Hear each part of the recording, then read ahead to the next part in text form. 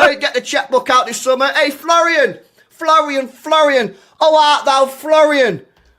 I believe you're looking for a new football club, my mate. Hey, England, Manchester, Etihad, this Stad will be playing Champions League football next year, my friend. Yeah, how about you take a little 2-2 Ryanair jet from Leverkusen over to Manchester. We'll get you a nice hotel stay. Little 2-2 medical, £300,000 a week. Couple bonuses thrown in there. 2-2 Ballon d'Or in a couple years. Champions League. Happy days. You want to go Bayern Munich. Little 2032 Bayern Munich driller. Happy days. We get the next up and coming star. How about it, Florian? Florian. How art thou, Florian? Bismillah ar-Rahman ar-Rahim. Hello everyone and welcome back to the channel. Welcome to another watch along, ladies and gentlemen. To another watch along. Welcome. You're not making me watch that fucking game again. You're not making me watch. I will go. I'm not watching that game again. No one's watching that game again. Don't worry, Tom. Big up to all of you guys. Welcome back to another stream. Habibis, we are here. Appreciate you all. Love you all. Thank you guys so much for joining us. Big up to Terry for the raid as well earlier. There's already 400 people in the building. I appreciate you all. Big up to Kopish for the raid as well. Man like Callum raided me without me even asking. Let's go, Callum. There's improvement, in this. I don't even know what to say. But anyway, regardless, like the video, subscribe. We're here to talk about Liverpool absolutely sucking yet again. So, yeah. Tom Little with a 1 on YouTube, Insta, Twitter, the works in the description. Matt One Show and Kopish are in the description, and the Sanders Show and Kopish are in the description. Watch along as we qualify for the play. Whoa. Uh-oh. Anyway, let's just get into it. 505 people in here. We need the likes up though, so we can't not even be at 200 likes yet. Yalla, don't be worse than Slot. Close the live chat and hit the like button right here, right now, and let's talk about the Liverpool Man City game. I'm gonna start to you, Callum. Talk to me about the game, your thoughts. And the first half was woeful. Virgil van Dijk wouldn't even pass the ball on the ground for the first 10 minutes. He just blasting the ball in the air. It felt like I was watching a Sunday League team versus a Premier League team. They made chances. They had good chances. We were lucky not to be a goal down were it not for Alisson saving and then Kirk is being alert to sweep up the danger. I can't remember us having any attack or anything of note in the first half. We didn't have a shot on target in the first half. Yeah, that says it all. Then. That says it all. If I'm not mistaken, then in the second half, we did improve for the first 20, 25 minutes. Had the chance for Ekitike, where in my opinion, Ekitike should score. But then you also had the situation where Mamouche ran through and Alisson ran out of goal. And if Mamouche was a quote unquote a little smarter, as the pundits say it, then he could have gone down and Alisson could have been in trouble there. Then Szoboszlai, which he has done a few times this season, has either impacted the game through a goal or an assist or a moment, and he has an absolute worldie of a free kick. And you're thinking maybe we can smash and grab the win here and just do something, but then we concede the goal and we just retreat and invite pressure. Then Man City get an equaliser for Ronaldo. Then Jones and McAllister decide to hold hands and wait at the bus stop while I think Bernardo Silva scoops the ball over and Mateus Nunes runs through and Alisson gives away a penalty. They put the penalty away, and then you have the whole debacle with the was it a goal? Should it have stood? Should it have not? So Szoboszlai getting sent off. And Liverpool lose the game when we're in a position of leading the game. And yeah, we're here now where a loss against Sunderland and wins for Chelsea and Man United means we could go even further behind those two teams. And Sunderland would be on level points. And if, dare I say, Everton and I think Brentford win their games and we lose, we go as low as 8th in the league. So we can't actually, the best we can hope for is that we finish the next set of games in 6th, where we are now. Yippee. But hey ho, Hughes and Edwards believe that Slot should still be here, so he's still here.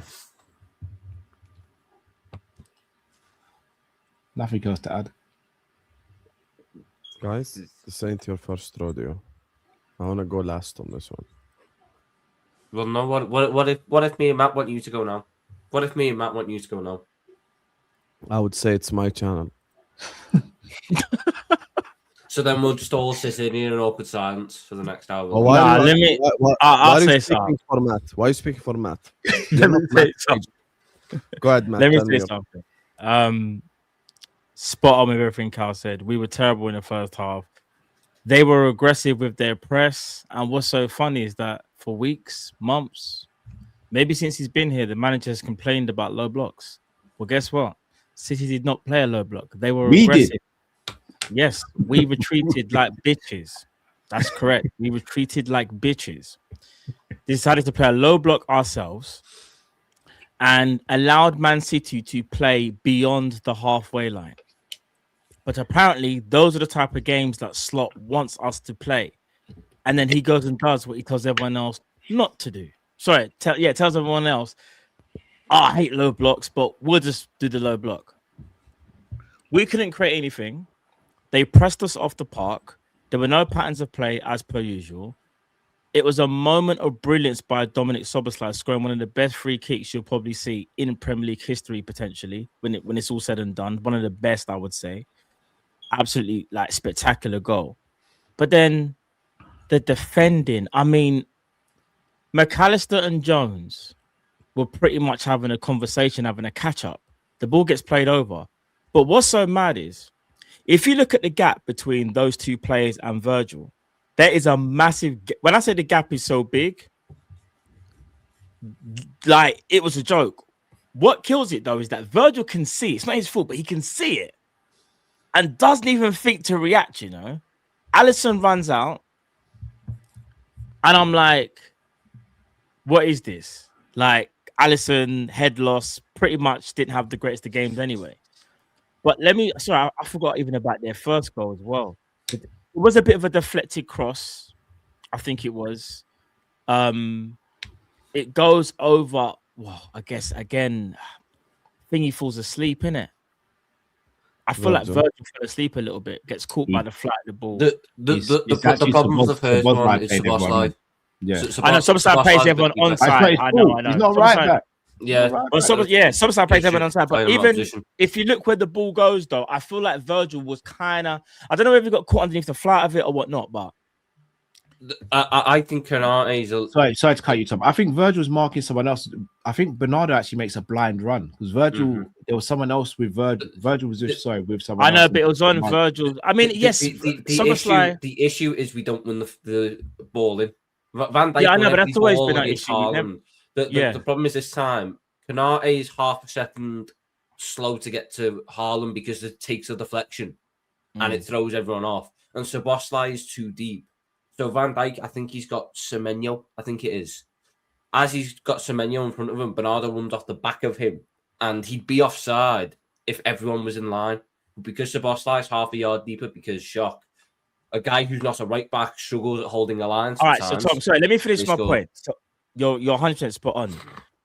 There's a reason why for weeks on end, when Frimpong and Bradley were both injured, a lot of Liverpool fans were saying, let's see what Calvin Ramsey can do. Some people don't think he's good. Some people think he's good. Some people think he's okay.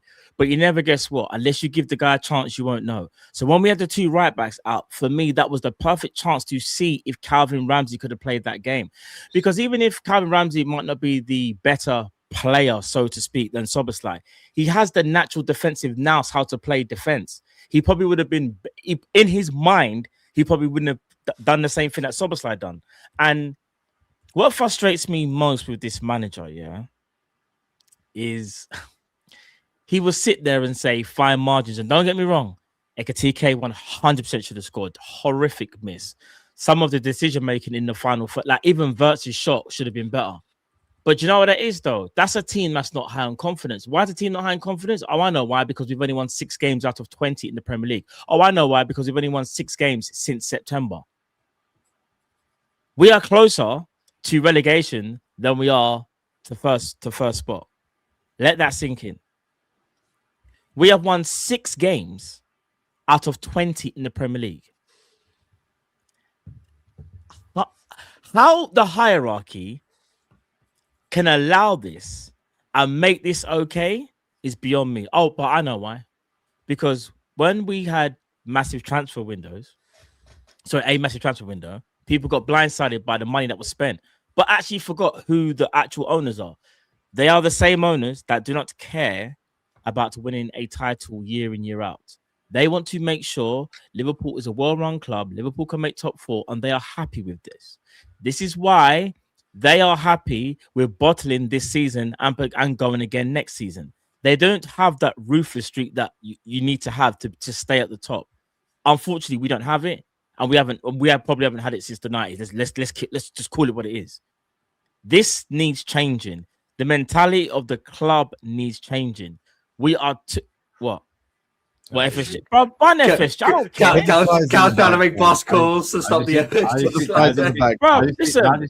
Remember, when I'm speaking about FSG, yeah, I'm not disrespecting. Literally play you saying FSG out right now. I have the video. Remember, I'm not. AI. Yeah, 80s probably. Yeah. I'm not even like disrespecting. I'm not like going mad, or I'm just speaking facts that I feel that I've seen and witnessed since they've been in tenure.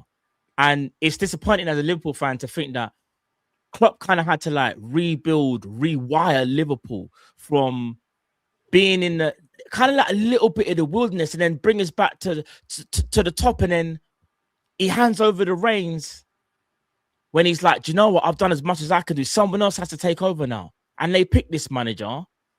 And don't get me wrong, amazing, like winning the league. Like extraordinary. Can I ask a question, Matt? Genuine question. I'm not even trying to take the mick here and ask.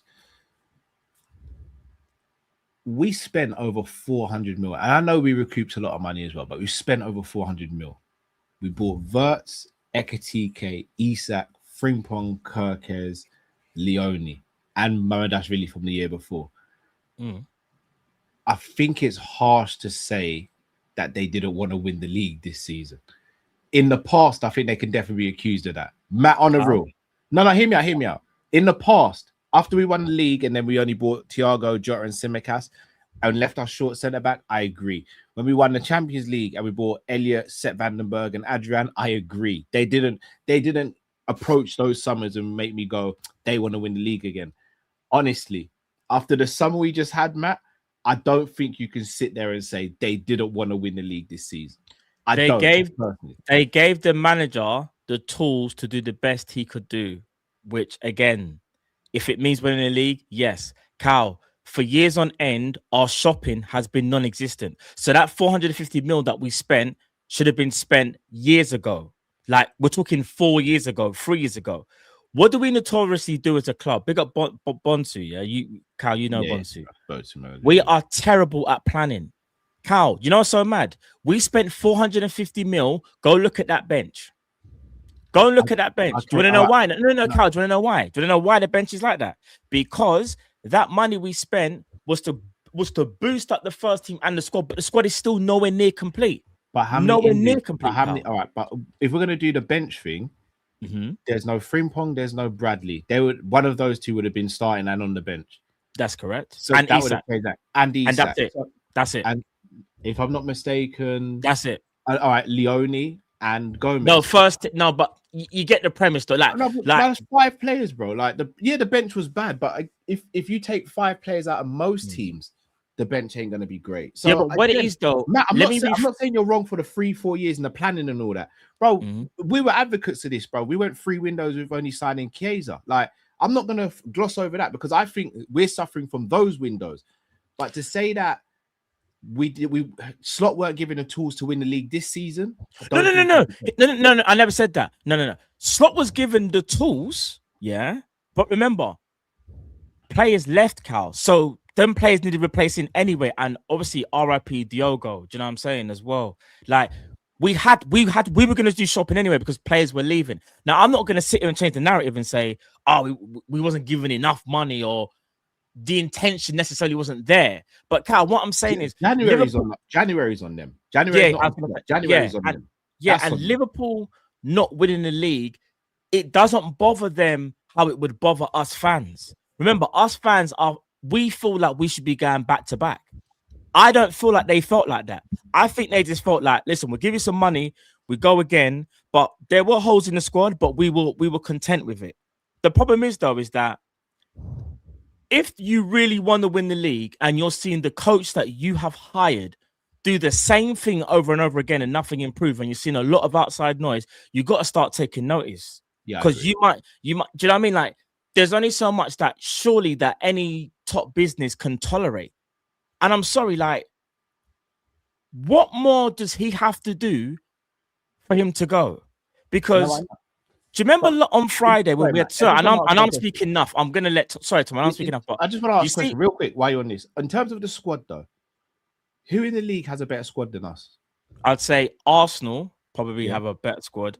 I'd even dare I say Manchester City now that they probably made a couple of additions with like the Guehi and Semenyo. And then two teams. Yeah. This is why again, I don't want to absolve FSG. No. I know what you're saying. Yeah. Again, January is all on the. In fact, from November right through to now is on the ownership because Slot can't sack himself. Agreed. Like, should have been sacked. Yeah. But from the playing on the pitch, bro, for me, that's all. I don't think Hughes and Edwards can take any blame for that because Slot's had enough. We shouldn't be getting pammed about by Nottingham Forest at home and PSV. That can't be on Hughes and Edwards.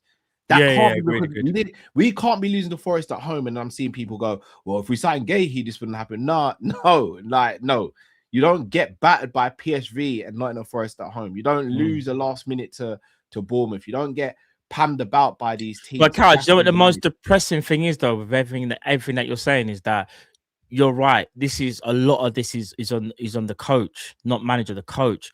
The problem is though is that is he even a coach, bro? The guy, the guy who's picking. The team, supposed to be a coach, right? But then it gets to the depressing part where it's like, okay, we can all see he's the coach, but now the guys that have hired him, now it's your responsibility to do what's best for Liverpool, for the supporters. I don't know why they seem to think that having him here till the end of the year is going to bring some sort of stability or it's going to help in the long term. Like, we are crashing. And not only that, last thing I'll say, Tom, so I've been speaking for time. Last thing I'll say, Tom mentioned a value point, I think on Friday again, it might have been Husam, where they both said, like, once it costs Liverpool money, surely they have to act. Broski, I'm going to be so honest. Remember when we were all speaking about the top 5? We are in so much danger of not getting into that top 5. I don't even want to think of a world where it's Thursday nights all over again. Friday, that's the last thing I'll say for now. Anyway. Me and Tom said this on Friday. That's what we're saying. So did I. To Drift and Sam. Not even trying to draw you out, Hassan, but that's Sam and Drift will think different. This is not again. It's just an opinion. Yeah, I got it because you're saying the players are good enough to get us over the line. But I told you, this manager ain't the guy. Like, you can have all the tools, but if you can't build, you can't build. One stat I want to say, Tom, before you go. A lot of people have said we shouldn't have played Calvin Ramsey. You can't start Calvin Ramsey against Man City, this, that, and the other. Martin Kelly, his starting debut for Liverpool was against Lyon in the Champions League. Trent, his starting debut in the Premier League was against Man United at Old Trafford. Flanagan, his starting Premier League debut was against Man City. We're sitting there saying Calvin Ramsey, who has actually played first team football in Scotland, is a Scotland international, and has played games for Liverpool in the past, and also played in League One, couldn't have started yesterday. I'm sorry, I don't buy it. This manager doesn't know how to coach youth players. He doesn't. I have a real problem with him moaning about squad and people moaning about, he hasn't been given all the squad players that he needs. When this man himself said he only wants a squad of 19 players. He himself said that after we lost to Crystal Palace in October. He said he doesn't want a squad of 24 to 25 because it's hard to manage them. He wants a small squad that he can keep fit. That's not an inherently bad way to go about it. But there also has to be, at some point, someone with a fucking brain who goes, our 19-man squad can't have 8 injury-prone players in it. If we're going to have these injury-prone players, we're going to have to up the squad count and make it 20, 22, 23, something like that. The mentality in the football club is, on the pitch, they say, is horrendous. The fitness of the players is utterly abhorrent, by the way. Every game, we are blowing out our arse in the 70th minute. Every game, we are blowing out our arse in the 70th minute. That's why we concede so many late goals. That's why we wane so much in these games at the minute. Because when you have to call on your fitness and your reserves to go and go and go late in games, other teams are able to draw on it. Us, we can't. The moment you go 1-0 up yesterday, you have to be proactive. You have to continue doing what you're doing. That goal came at the end of a 30-minute long spell where we were the better team. One of the few times this season when I've looked at us and went, that's a really good identity to have. We were high press. The gegenpress was perfect. We had 4 players up top. We had to use long balls because we couldn't progress through the lines, which, Slot probably doesn't like, but it's a valid method. Jurgen Klopp used that, and there was never a problem with that. So we were using the long balls. They were getting up that we were either winning the first ball, or when they won the first ball, the press was there. We were handling them. We were harassing them. We were getting them on the press. We were going on the attack, and the decision making in the final third is shite. We pass when we should shoot. We shoot when we should pass. We pass to the left when we should pass to the right. All that stuff contributes to the fact that we didn't score more than 1 goal. But we scored our 1 goal through individual brilliance. At that point, I was in the ground. The atmosphere is fucking electric. It's bouncing. We're going on one. So what does the manager do? When you're at Anfield and that crowd gets going, you should ride the wave. Keep going. Keep pushing. Get the second. Get the third. Kill it. Instead, he drops us into a low 4-5-1. Can't get out. All we do when we get the ball back is boot it up and give it back to them. We're doing attack versus defense drills effectively for the last 15 minutes of that game with a defense that isn't up to standard. We are always going to concede when he does that. They could not handle our press and our direct play. So why did you revert away from that when the game is in the balance? His subs as well. Why are the subs not coming on the moment the goal's gone in? The moment the goal's gone in, subs have to come on. We have to inject new energy into the team, ride the wave again. Instead, the sub comes on after they equalise, and then the other subs are coming on as Hail Marys to try and save the game, because that's all this manager knows how to do. You can't sit there and moan about your squad when you don't trust it, when you yourself won't give these players opportunities.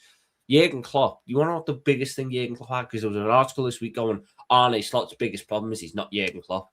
Arne Slot's biggest problem is, as a manager, he is worse in a number of aspects compared to Jurgen Klopp. That's his biggest problem. You know how Jurgen Klopp had pretty much same squad sizes, but when he had the injury crisis, we weren't sitting there playing half the squad out of position, because you know what he did? He trusted the academy that's worth hundreds of millions of fucking quid. Fact. And when you know what, these guys they've not got 100 career games, they've not got 200 career games, they've not got 500 career games, but you know what? They're lads who have fight, they have passion, they've got energy, and they know how to play the position. You can Chelsea Cup final, Tom. Chelsea Cup final. What one of the best days as a Liverpool supporter, watching your academy take apart Bobby a £1 billion team in that extra time period. And now we're going to get to a point where he won't bring on kids because he's petrified, because he doesn't trust them. Because guess what? The kids are going to make mistakes. That's part and part of the job. I would understand being afraid of using them if your squad was perfect. But the players on the pitch are making as many mistakes as the 17-year-olds you'd be bringing on. That second goal is an embarrassment, by the way. From top to bottom, it's an embarrassment, that penalty. Yeah. The gap between... I said before the end, I don't know if I said it on Friday, but I said it in a message in a group chat. When that lineup came out and I saw McAllister was starting, and I'm going to mention Jones here, even though Jones was also at fault for this goal, but it was about the issue that I saw coming up. We were going to be exposed in our left-hand side between Kerkers, Van Dijk, and McAllister. Sam, can you share this? What Tom's talking about? The picture I just put there, just to give, because Kerkers is overly. Kerkers is very eager and very aggressive. Van Dijk is very passive. So when you have that, you're going to get gaps like this form in your defense. What you need is a mobile midfielder with a bit of nous to spot these gaps and drop in and cut them out. We don't have that with McAllister because he's not mobile enough. He spots the danger, but it's a bit too late, and he's not got the pace or the power to get there.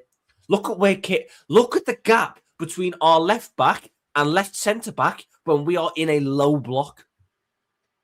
Look at it. That's not They gave Van sustainable. Dijk a 7 in the player ratings. That's not sustainable. That's beyond poor.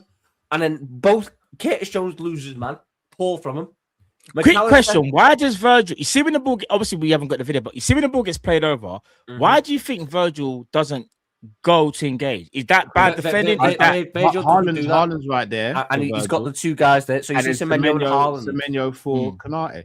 Because I don't think it's Van Dijk's fault, but it just made me think. You know, like sometimes you have to take that gamble. If you can sense something, you can see something. But Matt, too late. It's about which gamble you take. So even if it's a case of you've got to take a gamble, which is the gamble you're going to take? It's just a question. It's not. Yeah, I'm not is Mateus Nunes gonna? Because what happens is Alisson coming out like an idiot throws it all off. If Alisson somewhat is a bit more composed, the gamble is Mateus Nunes going to score from a tight angle against the best goalkeeper in the world? Or if I go towards Mateus Nunes and he knocks it past me, Haaland's 1-on-1, 7 yards out. It's about risk versus reward. He's a reactive defender, Van Dijk, anyway. But he's probably when I need to stay on Haaland here. He's the main threat.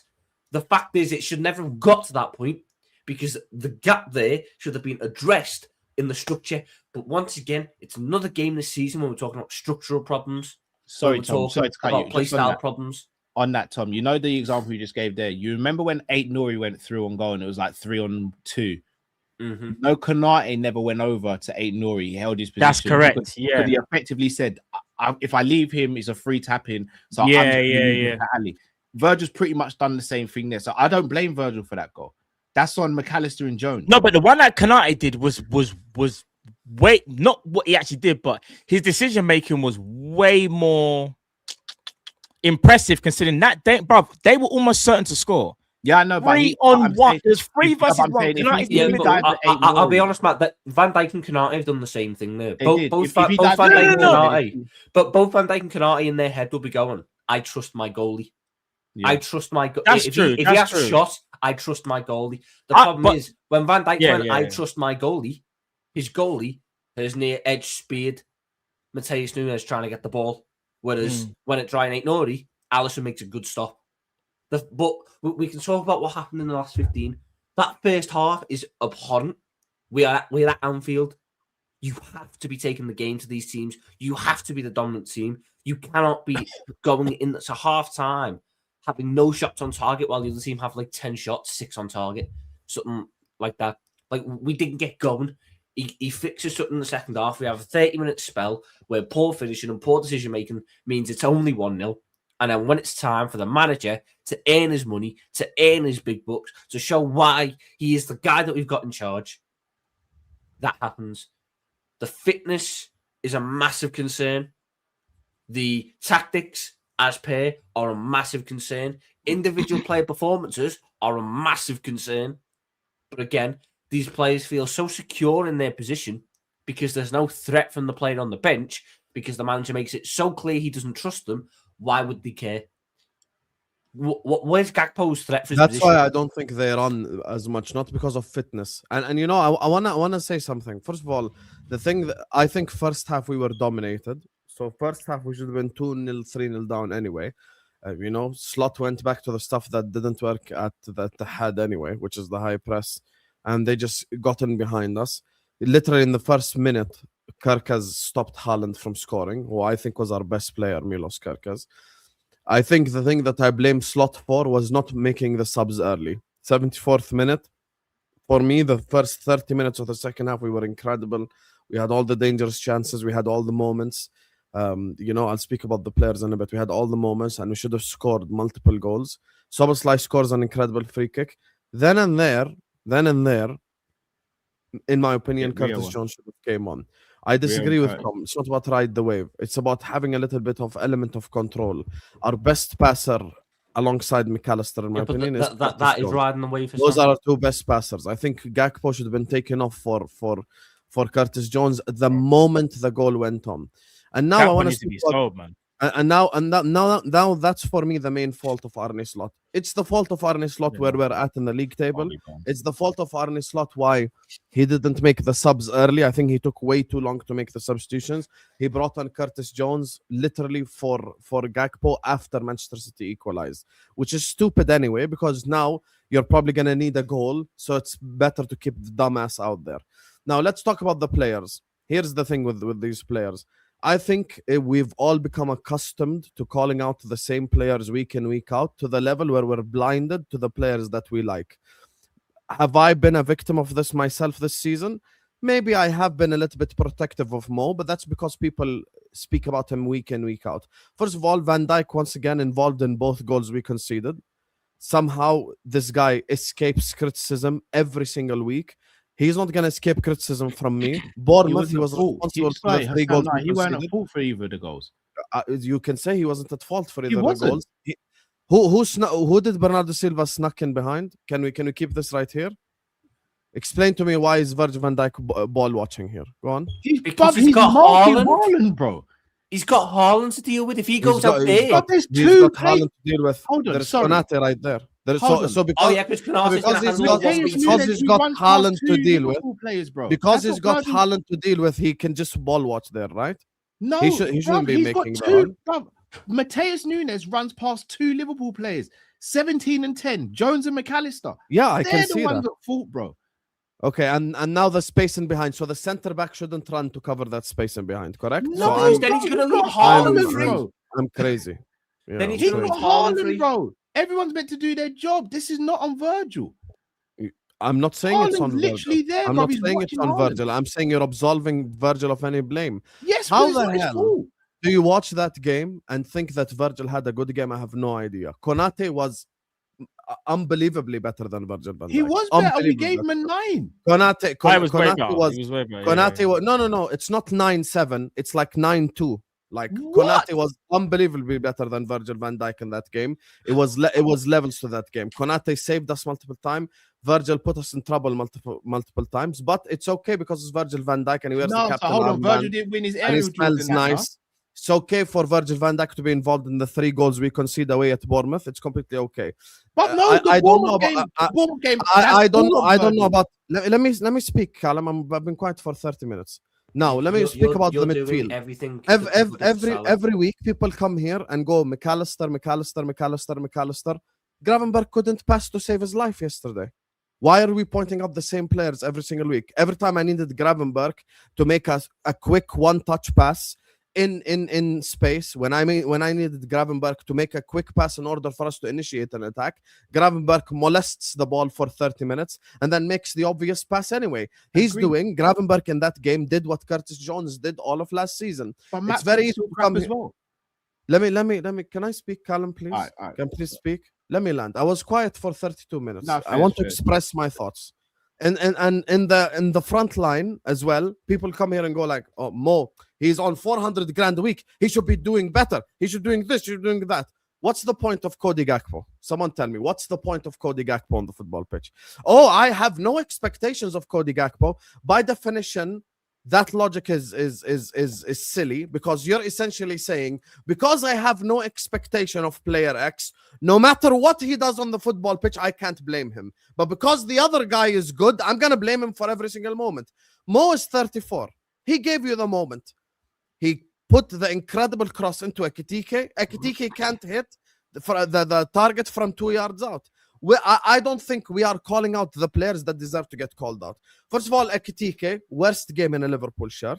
Worst game in a Liverpool shirt in front of the goal. You can do, at the end of the day, you can do all the technique moves you want, and you can be brilliant on the ball, and you can look sexy. When I needed you to score the goals, you missed 2 or 3 chances.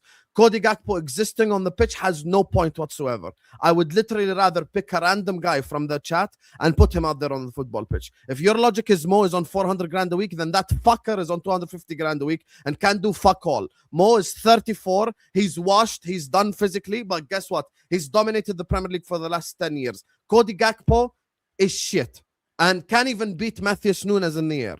And there is no point of him existing on the football pitch. Wirtz and McAllister, in my opinion, in the first half, just like the rest of the team, were shit. They were hiding. Guess what? Second half, they woke up. Every time I initiated an attack, McAllister was there. Every time Mo and Verts combined with each other with Soboslai, they found each other in space. They created the threat for me. So for me, I'm done just blaming the same players every week. I think I'm gonna go ahead and say it. You guys can ooh and ah all you want. You can get mad. For me, I think Van Dijk's been worse than Mo this season. That's my honest opinion. I think he's been responsible for so many goals that we've conceded. I think he's not taken accountability whatsoever. But because he looked at Wayne Rooney and made Wayne Rooney look to the ground and oh my God, look at his aura. It's okay. Alisson's bozo moment to tackle Nunes there for no reason whatsoever cost us in the game as well. Soboslai scored the goal, so we give him leeway. But he played the player onside and made an idiotic decision to get sent off because now he's not going to play the next 2 to 3 games. The next 2 to 3 games, he's not going to play or whatever one. Like just one game because not violent conduct. Point is he won't be there for Sunderland. The guy that actually we criticize all season, Milos Kerkez, man of the match, fucking animal on the football pitch yesterday. Every time I needed him to make a tackle, he was there. Every time I needed him to make an interception, he was there. Oh, but because Milos Kerkez is a bozo, oh my God, Kerkez, haha, he's a dumbass. No, he's not. Yesterday, he was very intelligent out there on football pitch. He played the smart passes. He tackled. He made the interceptions. Within the first minute, Milos Kerkez stopped Haaland from scoring the goal. But we become so accustomed and brainwashed just blaming the same players week in, week out. For me, Ekitike was worse than Mo because in the 2 moments he should have scored. Gakpo there was no point of him existing on the football pitch. Forget Chiesa and Rio. I would rather have someone in the chat make a wish kid play instead of him left wing because he's fucking shit. He can't even beat Nunes in the air, and this is his prime. He ain't 34. This is his prime. He's 25, 26, 27. This is when you're supposed to be playing your best football and you're fucking shit. Gravenberch is a shit passer. I said this from the start of the season. And I was like, oh, why do you say this about Ryan Gravenberch? Every time I need Gravenberch. By the way, if Enrique comes in tomorrow, first player he's selling is Ryan Gravenberch. Because he can't pass for shit. All this dribbling and tackling is great, but you can't pass. Which means we cannot play out of the press. Which means we cannot do the shit that we need to do.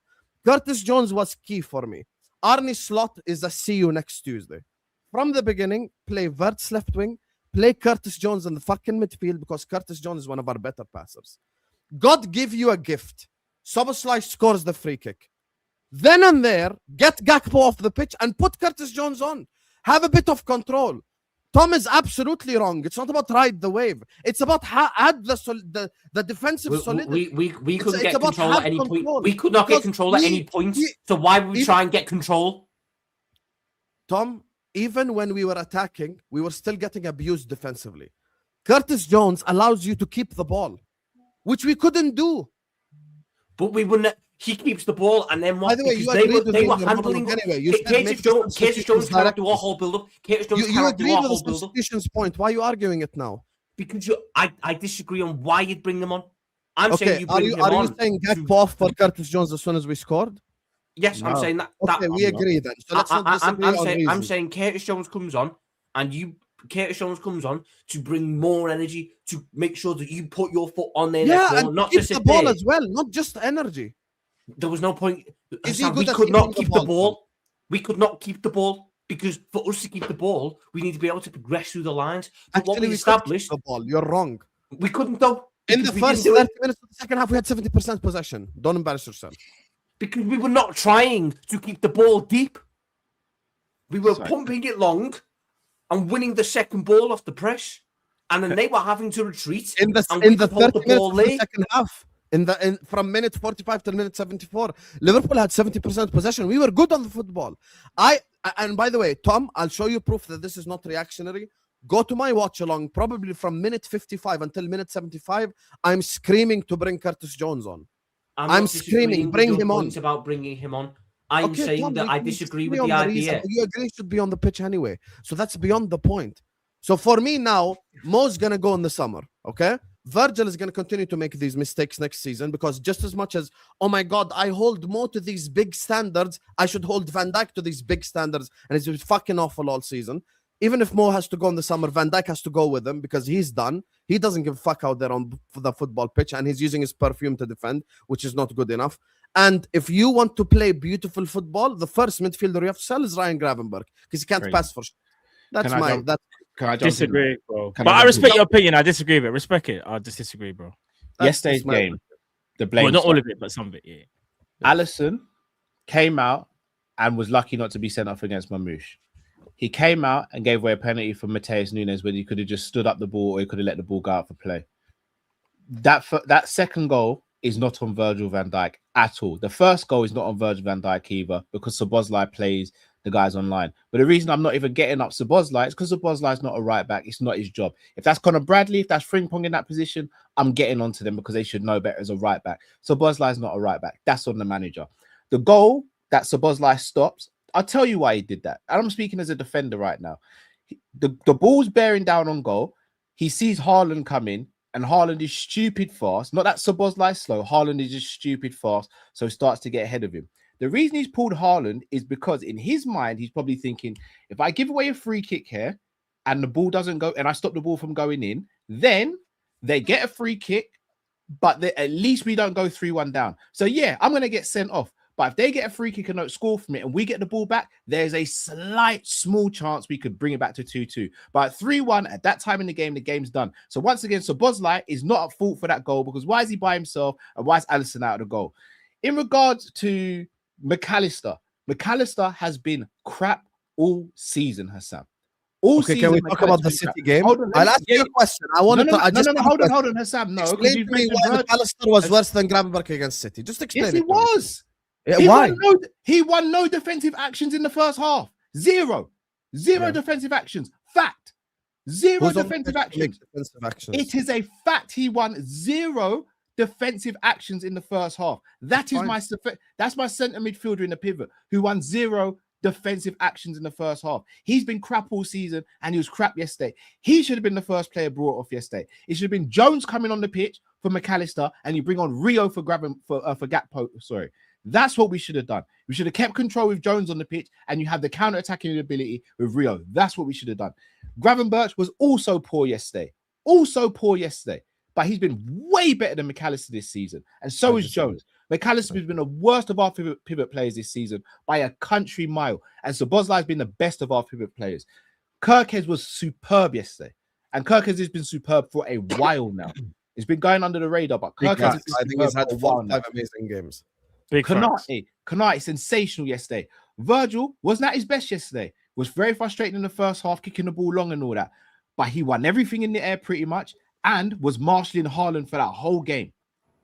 He was marshalling Haaland. Gave away a silly free kick where he went through the back of Haaland, but he marshaled Haaland to a point where Haaland had no chances in that game because of Virgil, apart from the first one, which, again, our whole team got ripped to shreds for that. Then we moved to Wirtz. I love Wirtz. Wirtz did nothing yesterday. Ekitike was poor yesterday. Salah has been way worse than Virgil this season. And I'm a Salah fanboy. Way worse than Virgil. Virgil, all right, go on then, Husam. Name me 5 good games Salah's had in the Premier League this season. Why do you spin it?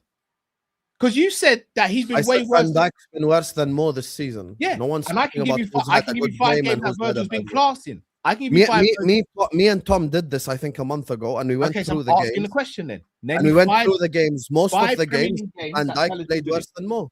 No, can you name me 5 Premier League games that you said he played worse than Mo? I disagreed on most of them, but that was always established. Can't name me 5. Gakpo. Actually, you didn't disagree. You agreed in the end, Tom. You say you disagree. No, Gakpo at the beginning of the season. I said on this show, Husam, on this show, go and get me another winger. And I got told, we've got Rio and we've got Gakpo. Gakpo's an output guy. Gakpo's this. Gakpo's one of the best left wingers in the world. And I said, all right, cool. I'll shut my mouth then. So this is what we're saying now. Would you rather Mo play right wing next season or Gakpo play left wing next season? Mo right wing. That doesn't mean he hasn't been crap this season. Okay. So now that my question is, I have a by definition question. Why is it that just because Mo is judged at a different standard, that we can just accept these Gakpo shit performances? Who's accepting it, bro? No one's accepting it, Sam. No one's accepting let me explain. No one's accepting it, bro. Who at the end of the day, who created the most dangerous chance in the second half yesterday? Salah. Okay, thank you. So now he's 34. He's washed. He's in the twilight of his career. He's already Never called him dominated washed. English football for 10 years, but he's done it, right? He's given you the moment. Yes. Ekitike should score there. We agree? Yes. Mhm. Okay, Yeah, great. yeah. Now tell me one thing Gakpo did all game. Nothing, bruv. I've been No, but we're all We're in not agreement arguing with that that. point. though. Points. 1 second. Yeah, that's not the point, Hassan. 1 That's not second, the point. calm down. I'm not saying you're pro Gakpo. I'm saying, why do we always take the guy that just because he's held to a high standard and attack him instead of addressing who's actually shit? You actually, Callum and Matt, have suffered with this for 2 years, even on Kopish and on different Liverpool shows where people go like, oh, Darwin Núñez ain't as bad as people make out. Because we have zero expectations of him, anything that he does is considered okay. It's the same thing with Cody Gakpo. Matt, It's the please same tell, exact thing. please tell Husam what I've been saying about Gakpo since the moment he first arrived. Put me on blast, Matt. Put me on blast. He's never really rated him at all. Never really. He In the thought, like, summer, he was I surprised sat while we here got on this him. show, Husam, in the Yeah. summer, and you lot said, no, Gakpo's fine. What are you talking about? Why are Yeah. you moaning about the left wing? I Who's you? was the one. Who's you? I was the one. I said I'm keep 50. Diaz, sell That said, Gakpo. There's no you. lot. Gakpo can get productivity, but Yeah, Diaz is I not a player. want to keep Diaz and sell Gakpo from the summer. There's video evidence. But when we I sold said it Diaz, on you guys' show. but when we sold Diaz, and I said we need another left winger, Husam, you said we don't. We've got Gakpo and Rio. I didn't say we don't. You said Rio I said- is first of all- generational, and we don't First need- of all, I wanted us to keep Diaz to begin with. I wanted us to sell so Gakpo. did I. But we lost him, and I said, guys, we need another left winger. Yeah, They but need I to replace him. for me, given the fact that we have Isak and Ekitike, now this is where if we come back to the generality of things, at the end of the day, we're 4 points behind Chelsea and 5 points behind Man United. And this Wednesday, if those two scumbag clubs win their games on Tuesday, we'll be 7 and 8 points behind. We lose to Sunderland, there needs to be club statement on the night. On the night, Wednesday night, there needs to be a club statement. It's Keep funny him- that you think Arne Slot's going to go Keep this him in season. Sunderland. Yeah, but Keep Tom, you're saying it like it's impossible for him to get sacked. They're not If going we're to sack 7 him. points or 8 points behind Chelsea and Man United and he still doesn't get sacked, then Richard Hughes deserves my foot up his ass. That's what he They're deserves. not going to sack him after the They Sunderland have game. to. They're not We going. agree They- with you, Sam, Husam. I'm telling you right now, they Okay. will not sack him after the Sunderland game if we lose and United and Chelsea win. They have You to see- though. They don't because he's No, in the but they Champions won't, League. Hassan. They won't. They They won't. don't. They That won't. all these things that they'll say. I don't know why you're trying to build your hopes up and put these expectations in. It is not going to happen. We finished third in the Champions League, so he will be holding that every single meeting that he's got to go in and go, imagine what I can do in the Champions League. Look at what I can do in the Champions League. We might not get Champions League through the league, but you know what? I could go win the competition, and then it's water off the ducks back in it. They're not going to sack him So just whilst he's still in confirm, the you're Champions all League. saying that even if we're 7 points behind Chelsea on Wednesday, you still don't think he'll go? I don't. Unfortunately, not. I'm I not. don't Hassan, I'm think not so. saying it's impossible. Not saying it's Hassan, not I impossible. want It's just some not statement. probable. Shall I tell you why? By the way, Husam? the thing Shall I is tell with you the how round that's been? people, the club have protected their own ass because now, if you look at it from the slot inner's perspective, if they sack him Wednesday, they will say we backed him publicly, we did our job, but he still lost games. Can I tell Sam, you why I don't think they sack him, Husam? Sorry, go on, yeah, go on, bro. I was Go going on, to go on. say they are banking on Champions League and FA Cup. They have written off the Premier League. I can listen, bro. If they still had any intention of winning the Premier League, this would have been in September, yeah, maybe even October, where actually no damage probably already done. But let's just say September, they would have said, you know what, nah, spending all this money and having not just saying even a blip. This is an emergency. They might have reacted, but they didn't care about the Premier League. They Their were main never thing going is- to sack him in September, Matt. Come No, on. agreed. No. What I'm saying is though, Tom, that run where it was 9 losses in 12, whenever that was, it might have been October, November. I can't remember the time. It might have been. If they were serious about salvaging See, the then, no. season, Yeah. the point of salvaging the season would have been after Nottingham Forest or PSV. That was the point where it should have been done. But my point being is that if they really cared about the Prem, they would have acted. 9 losses in 12 is disgusting. It's actually disgusting. By the way, we can still get top 4 even if we lose Wednesday. Because No, top 4, all it takes is like 5 wins in a row and you're in there. I know, bro. Hassan, and you're right for saying that. That's thinking And of an the positive interim view. can do that. See what Carrick is doing. What are we doing No, here? no, I understand that. This is what I'm saying. But What am I we gonna would have say? had to make a change by then. We've made No no one's change. arrogant. I'm not arrogant. I will say when you're right, 100%. No, West that Brom- wasn't directed at you, bro. You were right. We should have gotten Gerrard a long time ago. I'm with you. 100%. No, I'm not even. That's not directed at you. I'm saying that's directed at Liverpool Football Club. Yeah. No, I'm saying that's what I'm Yeah. saying. You're right. You're right. The club should have gotten Gerrard a long time That's what I'm saying. ago. The club should have acted. Whoever the manager should have been, they should have acted. They never bothered. Now it's almost too late to sack him because even The though problem is with Slot for me is like, bro, the thing, this is what I don't understand with this bald bastard. Yesterday, you had a chance. For 30 minutes in that second half, we were playing the sexiest football we've played probably in like in a long time, bro. We were playing incredible football. Szoboszlai scores a banging free kick, you're 1-0 up. Take your son off and bring on Curtis Jones, and let's keep a bit of possession. Let's keep the shape. Let's keep the structure. And now I've got Mo, Ekitike, and Wirtz on the counter-attack. Maybe on the counter I could score the second goal. But instead, he keeps the high line. And then the thing that makes this worse, he brings on Curtis Jones for Gakpo after City equalized. What's the point now? Might as well keep him out there, Gakpo, in case we need the width to score a goal. And by the way, Chiesa, once again, Federico Chiesa in 5 minutes does more than Gakpo does the whole game. Does more than Gakpo does the whole game, Chiesa. Can I read some stats, guys? We played Man City yesterday, yeah? City covered 117 kilometers to our 110, and we walked more statistically in the game. In the game against Newcastle, even though we won, they covered 113 kilometers, us 107. The Bournemouth game, they covered 111 kilometers, we covered 108. The Burnley game, 112, we covered 114 for Burnley. The game where we drew 1-1 with Sunderland, we cover 108, they cover 113. Against Leeds, where we drew 115 for Leeds, 112. When we played Brighton, 114 for us, 120 for them. When we played Tottenham, 105 for Tottenham, 101 for us. When we played against Wolves, 106 for us, 109 for them. We are being outrun in every single game. So this isn't a fitness thing, in my opinion, or a lack of passion. These are tactics. When we played with Klopp, we ran teams off the park, not because we had to, but because we wanted to. Because one of the prerequisites of a Klopp system, no matter how sexy the football is you do not get outrun by your opposition. You do not get outbeat and outthought by your opposition. We are getting outbeat, outfought, and outthought tactically by our opposition, which means because we have the ball so long in defense, there's no movement.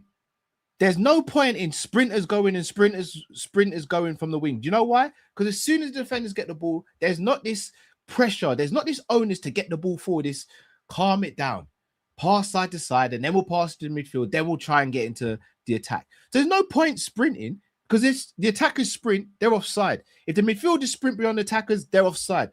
So you know what it does? It means the teams can just set up and go, everything's in front of us, and then we just take it from there. These players can run because these same set of players could run under Jurgen Klopp. And with the addition of Frimpong and Kirkers with even more running power and youth in their legs, they can do it. But we are not being told to do it because this manager is stubborn, arrogant, and tactically inept. We are in serious trouble. As I said on Friday, we're in serious trouble of not making top 5, not because of the personnel, but because of how we're being coached and managed and tactically set up. We are being tactically set up to fail. Players are not being played to their strengths. They're being played to their weaknesses. So as much as I'll sit here and say McAllister's been crap this season, as much as I'll sit here and say Salah's been crap, that Ibri was crap for the first half of the season, Virgil's been crap recently, Kirkhead was crap for the first half, this manager has set all these players up to fail numerous times. Flipping Gakpo has been set up to fail. How about that? Because you know Gakpo's not a one-on-one merchant. Gakpo is a guy who picks up the half space in between the left back and the centre back and can drive with the ball and get shots off. He's being told to be a touch-tight winger. A touchline winger. Salah being told to be a touchline winger. Where's Salah's been his most effective in his whole time at Liverpool? Close to the striker, in between the left back, in between the centre back, and making those runs into the box. That run that Salah made yesterday where Gahey grabs his shirt, that is prime Mohamed Salah. Mohamed Salah in his first season got a brace against Leicester City. Why? Because he made that same exact run twice against Harry Maguire and stuck the ball in the back of the net twice. He made the same run yesterday against Gahey. Gahey couldn't do nothing about it. Grabbed his shirt, should have been sent off, but instead, this manager persists to play him as a touch-line winger when we have Frimpong and Kirkes who can cover the touchline. Make it make sense. He's setting all of this up to fail, and at the end of the day, it falls at the feet of Michael Edwards and Richard Hughes because Slot can't sack himself. So yeah, Slot's terrible on the pitch, but you know what? He ain't gonna walk away, is he? So unless these lot actually pull their finger out their ass and sack him, we're gonna be here for it, and we're finishing 6th at best.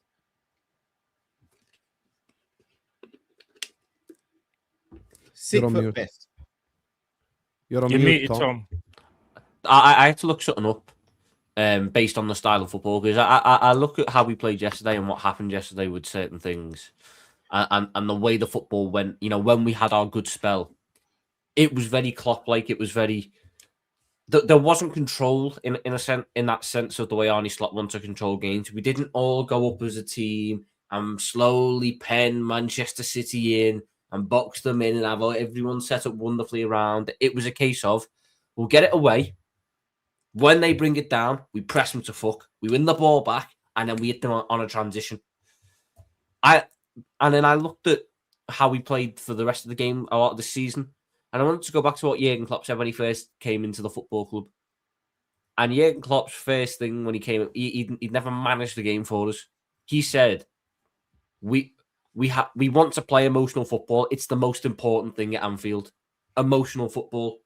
Now, get your foot on the ball, calm it down, slow everything down. We want to get everyone into a shape. Slow that. That's not emotional football. That doesn't work. Arne Slot is almost using his strongest weapon, Anfield, against him at times this season. The crowd gets going. The atmosphere is bouncing. The City players are rattled. So you kill it. You do everything in your power to kill it and stop it. Why? What's the point in that? There's just so much wrong in this. The squad, look, some players aren't up to scratch. 100% agree. We're in a situation where we need another big summer. But the problem is, can we afford this another big summer if we are doing whoa on a Thursday instead of Champions League on a Wednesday? Questions have to be asked about that, don't they? So then you put your fingers at the manager, and the manager who himself was floundering in the press conferences. Did you see his press conference yesterday, by the way? In the same quote, in the very same quote, because I was walking back from the ground, and I had to almost stop and double check and triple check. But no, it's true. This is all in the same quote, by the way. We are aware of the table. We know how it looks, but there's still a lot of games to be played. We have shown we've improved a lot compared to 3 or 4 months ago when we played Man City. There's not many games left, but we need to keep bringing performances. In a sentence, you went from there's still plenty of games left to there's not a lot of games left.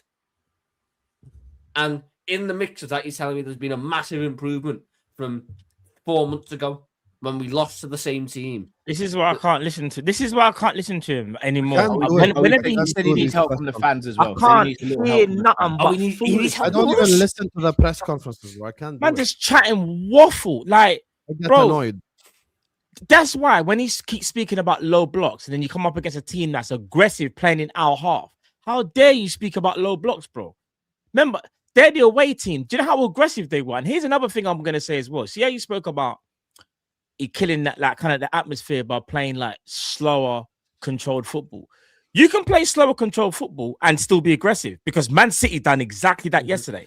Man City, that's a fast, frantic team. Look how they played against us. They can probe but still be aggressive. Why can't we do that? Is there a rule book that says only one team can do that in the Premier League? Is that what he's going to say now in his next press conference? Yeah. By the way, so say again, sorry. We didn't have the technical players on the pitch to match Man City, bro. Do you know what's so crazy? The midfield is shaped to be more technical than dynamic. Yeah. The only dynamic midfielder we actually have is right Dominic Szoboszlai. Yeah, and maybe Gravenberch, kinda, but not, you wouldn't say he's dynamic, innit? Dynamic. Do you get what I'm saying? But so if that's the case, Why would you not play to the player's strengths? Well, you kind of are because you're playing slower football. But again, why would you take out all of the aggression? Why would you take out all the passion? It's not the player's strengths, though, is it, Matt? Because which player at the football club can I look at and go, you know what? You had an extended period of success in a possession-oriented team where the entire basis is killing with control. Because even like Ekitike at Frankfurt, that was counter-attack. Isak at Newcastle was counter-attack. Frimpong and Wirtz at Leverkusen, that was transition-based football. Last year, when we first saw Liverpool play the first 10 games at Anfield, it was not dynamic at all. It was controlled. You get what I'm saying? So disagree to a degree. No, Tom, don't get me wrong. We had more counter-attacks compared to last season. We still counter teams. Don't get twisted. Because that's when we. No, but Tom, that's where we was being aggressive. Yeah, but the big difference last year. The aggression's been taken up. That's a separate issue. Last year, the difference was we had a better rest defense. So in that last year, the clock, we pushed both the fullbacks dead high up, and we'd leave one DM and two centre backs. No, but I'm talking about when we won the league. Last year. Arne Slot's football was not, in my opinion, dynamic. It was control. It was a controlled possession style with attacking-wise, it was still dynamic. To me, attacking-wise, it was still dynamic.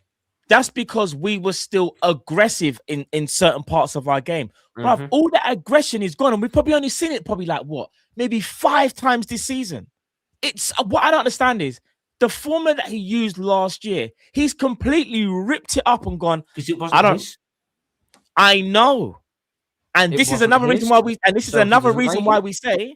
This is another reason why we say he's stubborn, because it's almost like he didn't like the way how we won the league. He didn't like the football that we played to win the league. So therefore, I'm going to show everybody we can be a PSG-esque style team and just dominate teams of possession, not realizing this is the Premier League. Yes, you need to have technical ability, but you also need to have pace, power, athleticism. That is still part of the Prem. That is the bread and butter of the Prem. The most damning thing I will say is that in that ground yesterday, there was no belief. We went 1-0 up. There wasn't a belief that we were going to hold on. There's been no belief. The people I was sat around were going, it's a matter of time. The moment it went to 1-1, there was no belief we're taking the lead again. There was no belief that we're going to come back and get that second goal again. We'll hit them on the break and then we'll make it 2-1 and see the game out. No belief. When they made it 2-1, there was no belief that we were going to go up that pitch for the last 10 minutes of that game, box them in, and get that equaliser. No belief. There's no belief in the football that we're playing, that it's going to get results, that it's going to do what we need it to do. At the end of the day, the club and the executives and fucking whoever can push out all these narratives they want to do. They can do roundtables, they can release articles, they can do whatever they want. Football fans are not stupid. We've watched football all our lives. We can see, we can spot patterns. We can see things that we've seen before.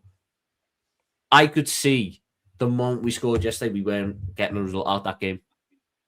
And that's happened way too much this season. I can see 20 minutes into a game when we're not going to break a team down. Jurgen Klopp used to have as much possession, if not more, than Arne Slot's teams do. He used to, like Liverpool used to always be first or second in the possession charts under Jurgen Klopp, pretty much. I think 19-20 was our highest for possession, I think. We averaged around low 60s under Jurgen Klopp. But Jurgen Klopp's teams were never killing with passes. It was always possession. It was direct. Possession was a byproduct of suffocating teams.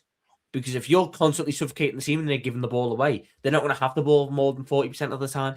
Tom, the best way to describe it is Jurgen Klopp's teams were aggressive. Arne Slot's teams are passive.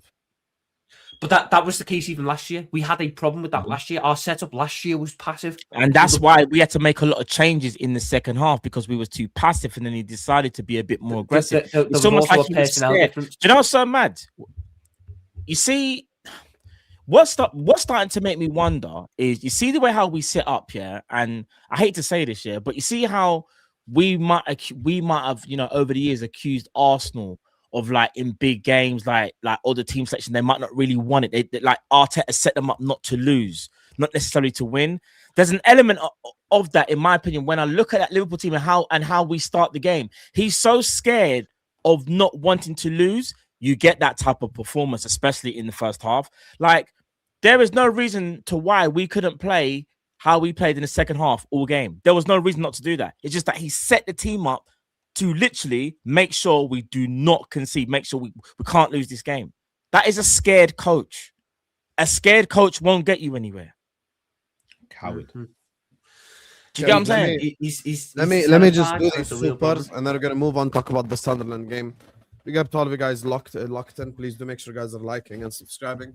I think after everything that's happened this season, last year will forever be known as the Mo League title. After this bullshit we're watching this season, it's fucking pathetic. Big up to all of you guys. Please like, subscribe, all that good stuff, and let's go. Big up to all of you guys, man.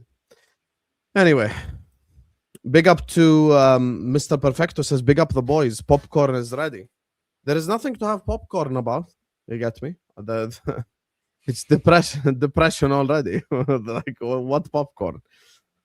Big up to my guy Senai, who says, so disappointed in the club hierarchy. I thought we'd finally moved past this ineptitude this summer, but it seems like this club is still willing to trudge through the mud like it's the Liverpool way. Bro, the thing is, this whole like, oh my God, he won the league last season, so he shouldn't get sacked. I don't give a fuck how many blowjobs Richard Hughes and Slot give each other. At the end of the day, these results have to get better or he has to go. Simple as this. This Wednesday, if we lose to Sunderland and we're 7 points behind Chelsea and 8 points behind Man United, sack him then and there. End of. All this kiss ass bullshit doesn't work. At the top of the thing, it's about results. Big up to Perfecto says, personally looking forward to Husam having to cheer on Man City versus Chelsea in 4 to 5 games, and I hope that City helps Liverpool get Champions League football. Of course, 100% we're going to have to cheer City against Chelsea. End of, bro. Big up to Netweed who says, 100% facts, Tom. This was when Tom was having his monologue cussing out the team. Clearly, big up to Rod Mehta who says, clearly Hughes and Edwards are reptilian alien overlords and they're trying to turn us into desperate submissive slaves. #Bolt nightmares. I don't even know how to respond to that, Rod. Van Dijk was clearing the ball to City players. Yeah, but Van Dijk had a good game yesterday. He deserves a good rating because of his perfume smell. I could smell it through the TV. His aura. I don't put all the blame on Van Dijk, but why do we always act like a centre back can't make the decision to leave who's marking and go to the one advancing on the ball? Yes, this is the new. This is the new rule now. If you're next to Haaland, you can't run into space. Bullshit. You should just allow Matheus Nunes, even if he's running through on goal, you should allow him to run through on goal. He's not running through on goal. He's about to kick the ball out of play. He's running towards He's about to kick the ball out of play because he took a shit touch. No, you guys are right. Van Dijk shouldn't react. If Van Dijk goes to Matheus Nunes and Matheus Nunes crosses it into an unmarked Haaland, who's the one getting the blame? Van Dijk. So he's fucked if he does, he's fucked if he doesn't. But again, Husam, the problem here is you're doing to Van Dijk what others have done to Salah, which you criticised them for. Facts. No, I'm not. I'm just holding players accountable for the stuff that they did. Konate yesterday was astronomically better than Virgil van Dijk. It was not a 9 and a 7. It was a 9 and a 2. Konate was the one making all the defensive things that I needed to do. So who had a better game yesterday? Van Dijk was a shit passer as well yesterday. Who had a better game, Salah or Virgil yesterday? Yesterday, Salah had the better game. Based on what? Him creating one chance? He first of all, it's not just creating the big chance. If we're talking about the second half, if we're talking about the second half, he did create the biggest chance of the whole game. I'm talking about his link-up play with Wirtz and Szoboszlai, finding Wirtz into spaces multiple times, finding Szoboszlai in space multiple times, initiating attacks for us. The chance that you spoke about where Guehi pulled them down, Guehi probably should have been sent off. And if we use the whole continuation rule, by the way, I'll be honest with you, in the first half, I have no idea why it wasn't given as a penalty as well. Because Bernardo clearly dragged them down. Little rat, Bernardo Silva. I don't know why that shouldn't have been a penalty, but that just should be a penalty as well. So for me, overall, he every time Liverpool had an attack, it almost seemed like Mo played a part of it. So he had a better game than Virgil for me. So what would you rate his performance out of 10 yesterday? Salah's performance out of 10? 6. Never. 6. And what would I give Van Dijk? 4. Never. I would say it's 6 and 4 right now. Mo is 34. Then what is Van Dijk? Worse than Salah? Lol. I don't get your point. Van Dijk's also 34, so you can't use the point of Salah's 34 and he's still. I didn't use that against Van Dijk. I used that against Gakpo. I'm saying you can't. If Mo is washed, how is someone in his prime looking worse than a washed version of Mo? That's mad. Husam, you want Van Dijk sold as well in the summer? What happened to us? Yeah, we have to keep the same energy. We have to look at the standards. That's the way I judge Van Dijk. The standard is the best centre back in Premier League history. So based on that standard, we have to get a new centre back. If Verts plays, say that again. Sorry. We do need a new centre back. I've said this for ages. I don't want to need like 3 at this point. I've said this for ages. Hence why I wanted Schlotterbeck, so that Virgil wasn't the only person. Again, I said this in the summer, and it was, but Virgil plays left centre back, so why would we get a left centre back? Again, I've said all of this stuff. I've said all of this. My energy is the same for everyone in the team. I don't want Salah to be relied on, and I don't want Virgil to be relied on. But this notion that Virgil's been crap all season and Salah hasn't been is crazy, Husam. I never said that. You're changing my words. You literally said Virgil's been. I said, what did I say? Go on. And Salah's been. You said Virgil's been awful all season, and Salah's been better than him this season. Those were your words. No, I said Virgil has been worse than Mo this season. Where do you add in all these extra spices for no reason? Hold on. Please help me in the chat. And Tom, did you or did you not say that Virgil's been awful this season? I said Van Dijk's been worse than Mo this season. Yeah, I stick by that. You said Virgil's been poor this season. Yeah, I said he's been worse than Mo this season. Yes, I said it. You said he's been poor this season. Yeah, he hasn't been poor this season. He's been worse than Mo. He's done so many mistakes. He's made a lot of mistakes. Literally a week ago, he was involved in all 3 goals we conceded. That's one game. I can point out games where Salah's missed chances for fun. The Chelsea game. Name them. The Chelsea game. Okay, what else? Arsenal at home. United. Arsenal at home, Mo missed chances. Name the chance he missed. Go on. You know how many times Verts and other players put the ball in front of Salah and his first touch took it away? Mo didn't miss a single chance in that game because we didn't create anything in that game. He didn't miss a single chance that game because he took so many shit touches that game. Yeah, he was bad in that game, but Callum just gaslit and said that he missed chances. I'm not gaslighting Sam. No, you said he missed chances. He didn't miss chances in that game. Yeah, because he didn't even fashion them then. He couldn't even Crystal Palace. He didn't create any. Crystal Palace, he missed chances. If Verts plays the same game as Mo, everyone says it would be 8 out of 10 if only Ekitike scored the assist. Verts was anonymous yesterday. Facts and more facts. If Verts played the pass to Ekitike yesterday that Mo did, everyone would be saying Verts was incredible. Did you see that pass he made to Ekitike? No, we'd say it was a great pass, just like we said yesterday. It was a great pass from Salah. That would be the rest of the game. It was a fantastic pass from Salah. That in itself is punishable. Like, how much we gave Gakpo a 3. Okay. Yeah, both crap. Both wingers were crap yesterday. And you know what we gave Ekitike as well? A 4. We hold the same energy for everyone. Ekitike yesterday deserves like a 0. He deserves a 1. He missed the clear-cut chance. Yeah, he did.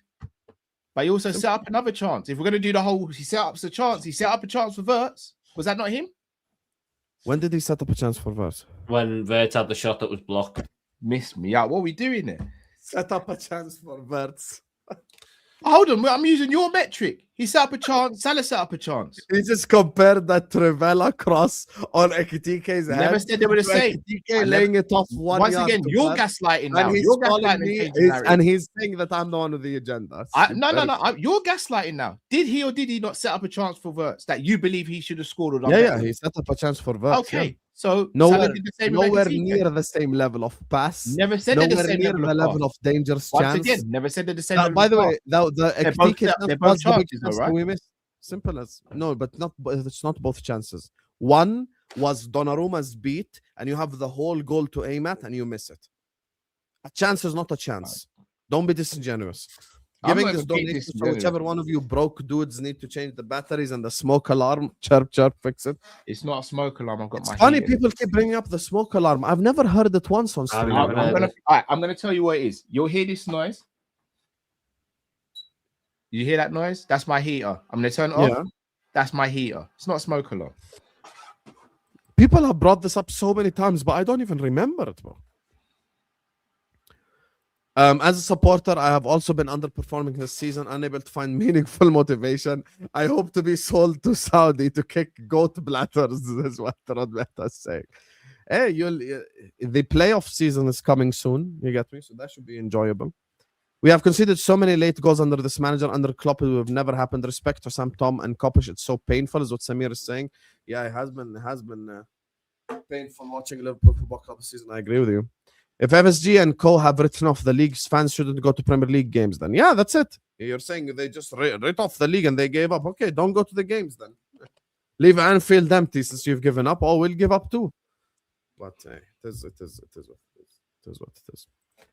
FSG can't be that confident or arrogant. I believe even if we miss out on top 5 and we lose the Champions League, Slot will still be in charge. I wouldn't go that far.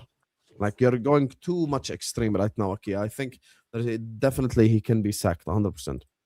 Remember when Slot first came in, he used to say in training sessions, we want to kill them with passes. Only thing he's killing us is time passes. Hey, it is what it is, man. It is what it is. If the city needs me, that's what Klopp said. Big up to you, Akia. No one's mentioning the fact that Slot might have just... Klopp is not going to come back. Yes, anyone who wants that to happen or trying to delude themselves into that happening, it's not going to happen. We can say Stevie G, your option's fucking there. If you want Alonso, you don't need to fucking wait for him. He is here. You can get him. No one's mentioning the fact that Slot might have just been found out and has overrated himself as a coach and a tactician. Thoughts? Who's no one mentioning that? We've been saying that for like 3 months, bro. He's been found out 100%, David King. We agree with that 100%, brother. Riddle me this: if the goats are misbehaving, do we blame the herder or the goats? Considering new goats is not the solution, you have to blame the herder, of course. You get me? 100%. You have to be able to shepherd the goats properly. Cal Fairs, I keep getting fooled with the odd wins. 1-2 good wins, then 5 draws, losses our season. Lol. This is true. This is how the runs have been. And like the way that we played against Newcastle. Tom said this on Friday. Tom said this on Friday. Got ridiculed. So did I, bro. Yeah, got ridiculed. Oh, Cal, so negative. Sorry for believing. No, it wasn't believing. You lot said we're going to smoke City based on City not winning at Anfield for such a long time, and because we turned the corner, because we battered Newcastle, this, that, and the other. I actually looked at the logical situation and said, I was told we're in better form than Man City. In what world are we in better form than Man City? In what world have we been in better form? Okay, 4 draws, you got it 1 right, loss, 1 win, 1 loss.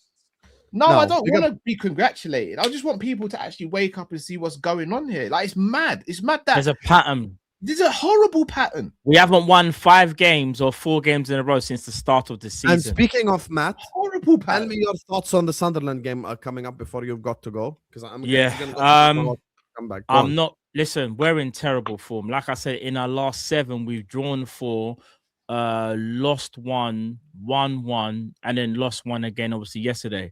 We are in terrible form. Sunderland, if I'm not mistaken, haven't lost a game at home, and now we have to go there under so much pressure and try and get a win. Can we do it? Yes. But it depends what type of Liverpool is going to show up. Sometimes you get a Liverpool that can just win a game. You're like, oh, where was this performance from? And then we go back to being how we have been all season. We have to put a run together. Like, I don't know how many times I've probably repeated this for months now. Like, we have to put a run together and we still can't. And this is going to be one of the toughest games for a minute. Like, there was no given that we were ever going to beat Man City. Yes, we came off a victory against Newcastle, but people are moving like City have been worse than us when they haven't. They've been better than us. I'm really worried about this game. And Cal, fair play to you for bringing up all the running stats as well, because if that's one thing Sunderland will do, they will run their socks off, bro. If we don't match that energy, we will get overrun and potentially lose the game. We have to be on our P's and Q's. How are you going to match your like, yeah, I know. Do you know who's going to be right back? Curtis Jones. Yeah. So it'll be Curtis Jones probably at right back. And the midfield of Gravenberch and McAllister again. And you know what's so mad, yeah? That's the same 2 pivot players that we were lauding last season, and rightly so. The difference is, but the thing is, Matty Len go out in the press conference and complain about his squad and that they're all tired and that how can he compete and that he's so unlucky because he himself refused to use the squad players. I know. And what people fail to realize, and sorry for anyone, Gomez isn't available for the game. No, he said Gomez not available. What people fail to give even Szoboszlai credit for is we won the league, but I know there was a lot of people saying that he's not great in the final third. He might not be greatest in the final third, but you see in the middle of the park where you need that energy, that tempo. And I know. It showed because Szoboszlai, when we signed Wirtz, everyone was saying Szoboszlai is going to be Johnson. Some people were saying, nah. You just got to find a way to get him in the team. Like, I wish I could go back with the recordings. I know. And I even said it. I said it to my brother yesterday. When I saw the starting lineup, I said, I'm not happy with this. You want to know why? If they're playing a Rodri who hasn't been up to speed and we don't put pressure on Rodri, of course Rodri can still dictate a game and still run a game. He's just not as he was never the most athletic, but almost mobile. But if you just let Rodri stand around and dictate the game, it's going to be a long day. That's why Szoboszlai should have been in midfield. Wirtz should have been off the left because if you remember, when we actually were winning a few games, and I say Wirtz and Kirk. I disagree with putting Wirtz on the left. It's not as long. Bro, Wirtz off the left alongside Kirkes is better than Gakpo and Kirkes off the left. It is because you can't get worse than Gakpo and Kirkes. Because Wirtz is a playmaker. Gakpo is a forward who just thinks about goal. Yeah, you need Wirtz has Wirtz impacts the game most in the middle when he's got the weight. We know that, but we're not. Listen, I've said the same thing, Tom. Wirtz can do the Coutinho role. I know he's not Coutinho. When I say Coutinho role, you're a playmaker on the left. You're drifting inside. You allow the space for Kirkes because you know what? Wirtz has a way better IQ than Cody Gakpo. Yes, it is so simple. We're doing this because Gakpo's not good enough. I should not have to move another player out of position because one player's not good enough. You know what he does have on the bench? A fucking 17-year-old who, whenever he comes on, is great and has an impact. Yeah. Why don't you? At what point are you going to do what you Rio, I've been killed for it. Remember what game was it, Cal? I said we should have bring on Rio, and everyone's like, "Guys, was it the Arsenal game, Cal? Yeah, where we remember when I said we should have brought on Rio, and I got ridiculed for it. So now people want to bring on Rio prop now. When I said it from the Arsenal game, I got ridiculed for it, saying, he wasn't the right time. It should have been Kaiser. No. When I said that, people don't want to listen. So when I say, all right, then Wirtz, people still aren't happy. So what? You still want to keep Gakpo there? I hear what you're saying, and I think what people it brings more balance to the team. I don't think people are hearing what you're saying in the sense of they think you mean that long term. We're talking about stopping the bleeding now. Right now. In the summer, do you remember the debate we had? Who's Liverpool's most important midfielder? Not who's Liverpool's best. Liverpool's most important midfielder. Yeah. Szoboszlai. Kept on saying Szoboszlai. He's not technically better than McAllister, but Szoboszlai is our best midfielder because he brings the balance. Last season, for the whole season, everyone was getting onto Szoboszlai. You can't shoot, you can't score, you can't create. You see Szoboszlai last season. Szoboszlai wasn't the luxury midfielder in that three. McAllister was. So you see when I said in the summer, do you know what? McAllister and Wirtz can't play in the same midfield. What are you talking about? Gravenberch and McAllister, they were the best pivot this Daniel. McAllister's going to thread it through to Wirtz. McAllister's not press resistant. McAllister's not a back to goal. I've been done saying this. Even though I rate him and I probably went a bit too ahead of the curve. Yeah. He's not that guy. And Gravenberch is a guy who can get the ball and roll a man, but his passing is inconsistent. So Szoboszlai, for Wirtz to work in the 10, you cannot play a pivot of Gravenberch and McAllister. It will never work because McAllister is a luxury midfielder, a very good midfielder on his day. In fact, on his day, brilliant. But he's a luxury He works best in a midfield three, Carl, where, like you said. So Szoboszlai was listed as a 10 on the team sheet. But how many times I say last season, Szoboszlai is running past McAllister and Gravenberch to win the ball back? Facts. Because McAllister is a box crashing luxury midfielder, a brilliant box crashing and luxury midfielder, but that's what he is. So if you've got Wirtz there, you can't play Mac in the pivot. You can't. It's impossible. It ain't gonna work. We'll get run through just like we did against Chelsea. Caicedo receives the ball. No one's around. It takes a couple. If I'm not mistaken, haven't some of our best performances been when we had it was Gravenberch McAllister and Soboslai in the 10/8. It was either a 3-man midfield or Soboslai basically runs to connect, yeah? But Wirtz has been off the left. Remember when we kept on saying, do you know what? Cody Gakpo, even though we know Slot's going to play him, when he comes back, because remember he was injured, we were saying we hope it stays like that. Remember, Wirtz was playing off the left and he actually was playing well. Might not have been getting the GA, but the balance of the team was better. Matt, there's been about 5 different runs of 2 games this season when we've won. I know, we played a completely different system. Because like the one I harp back to is the one that we played against Arsenal and Marseille, where you had Salah. I know Salah wasn't back, but you had your 2 goal scorers out wide, and then you played 4 midfielders in the middle. Oh, the 4-2-2, yeah. But we just with the starting out wide and then coming inside. So against Marseille, it was Salah and Ekitike with Wirtz and Szoboszlai. Tom, remember when we played the diamond and it worked? Diamond, yeah. We played the Christmas tree at one point as well with 3 midfielders and then 2 10s and a striker. We played everything this season. It's arrogance. He doesn't want to play the way that Liverpool can All win. right. He wants to play the way that he wants to play. And also, how about this? Before I let you go, Matt. Yeah. I hate to break this to everyone. I'm not even trying to be hipster or anything. Love Gravenberch. He's not a DM. He's an 8. I keep on saying this, and I'll say it to the cows come home. Yes, he had a good spell in the last season in DM. He's not a defensive midfielder. He's not a long-term 8. I mean, long-term 6. Next to a DM, and that's when we'll see Gravenberch cook. He's a natural so glaringly 8. Obvious. Yeah, he's a natural 8 that can just play the 6, but he's not a natural. I agree. I hate the guy to be a defensive midfielder. You saw what them yesterday. Rodri is the level. Yeah. Rodri, 2 touches, Rodri. Yeah. Receive the ball, pop it out. Receive the ball, pop it out, get into space. Receive the ball, pop out, get into space. Yeah. That's the level. That's the level. That's what Flacco was. Yeah. Everyone been feeding me this. Why do we need a DM? We got Gravenberch. No, we need a DM to unlock Gravenberch. That's what we need. But we've got another problem. I know Salah did create chances and whatnot, but obviously Salah's still not. He created a chance. He's still not nowhere near back to his best, and obviously Cody Gakpo's having one of the probably his worst time in his Liverpool career. What I don't understand is why the manager is scared to play a diamond, but that worked. And for example, to give an example, base of of it might be Grav on the right, Szoboszlai, obviously when he's back, left McAllister, Wirtz in the 10, Salah, Ekitike up front. Because our wing play is non-existent when we, where he wants the wings to start out and then work their way in and get past their players and they're struggling to. Just eradicate that. Don't use the wingers as your outlet, so to speak, and have the fullbacks. This is what worked for us previously, and he's gone. I don't really like it. This is where you get to the issue of Arne Slot, and Arne Slot will refuse to abandon a philosophy, even when it is abundantly not working. So his philosophy is you control the game in a positional way, and you get a numerical advantage by having your fullbacks tucked narrow and your wingers wide, because your wingers are your better one-on-one players, so they can isolate a fullback and then put crosses in. That's all wonderful and fantastical and all yippee-ki-yay, whatever.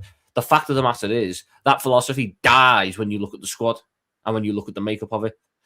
Our strength is not slow, methodical, 3-2-5, 3-1-6, all this positional sense, and you have step plays that you've worked on all week, all month, all year, where it's just second nature. You know how City have these patterns where the moment the goalkeeper has it from kickoff, you can see exactly what's going to happen. Yeah, you can see their train of thought in it. You can see it. Yeah, it's like commanded or like trained into the players that they don't even need to think. It's all autonomous. They just, I'm in this position. I know where everyone's going to be. Bang, bang, bang, bang, bang. Us, we want to do that. Our manager wants to do that. But these players have never once done that.